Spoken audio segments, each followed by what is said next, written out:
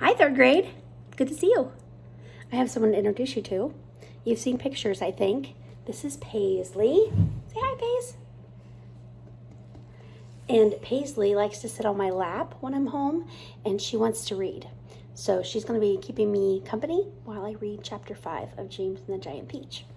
Hope you're liking the story.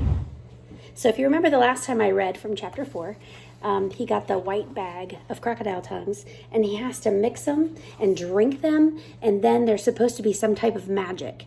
And you know that he will no longer be miserable. So James is pretty excited. The next moment, James was running back toward the house as fast as he could go.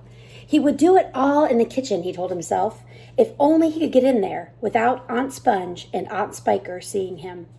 He was terribly excited. He flew through the long grass and the stinging nettles, not caring whether he got stung or not on his bare knees. And in the distance, he could see Aunt Sponge and Aunt Spiker sitting in their chairs with their backs toward him.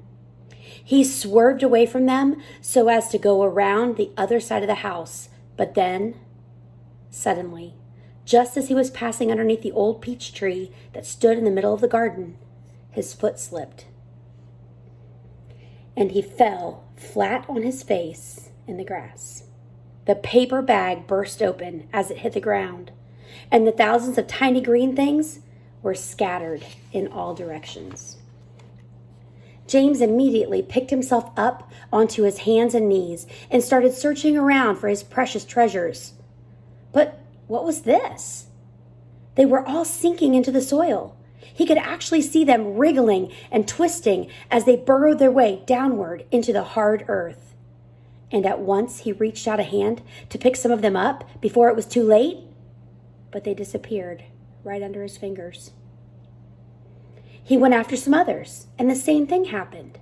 He began scrambling around frantically in an effort to catch a hold of those that were left, but they were too quick for him.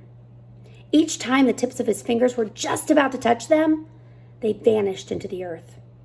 Soon, in the space of only a few seconds, every single one of them was gone. James felt like crying. He would never get them back now. They were lost forever. But where had they gone? And why in the world had they been so eager to push down into the dirt like that? What were they after?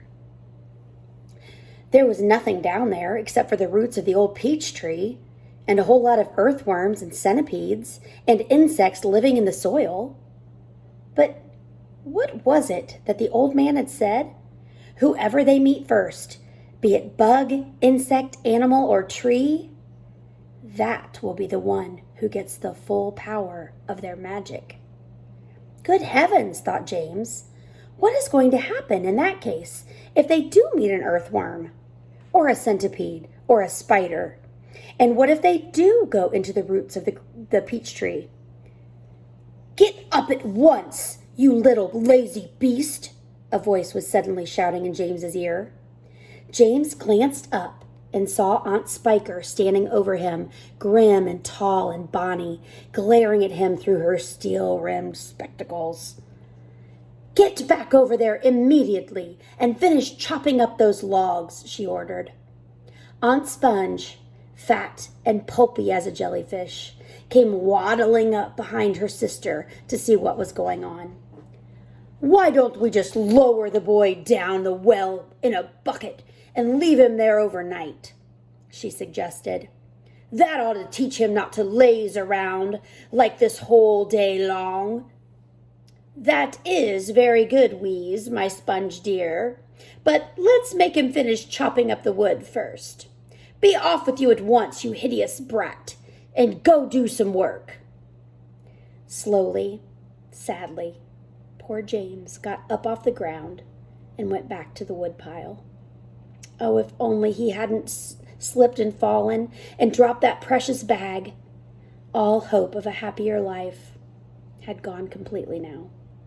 Today and tomorrow and the next day and all the other days as well would be nothing but punishment and pain, unhappiness and despair. He picked up the chopper and was just about to start chopping away again when he heard a shout behind him that made him stop and turn. Who do you think's behind him? Any predictions?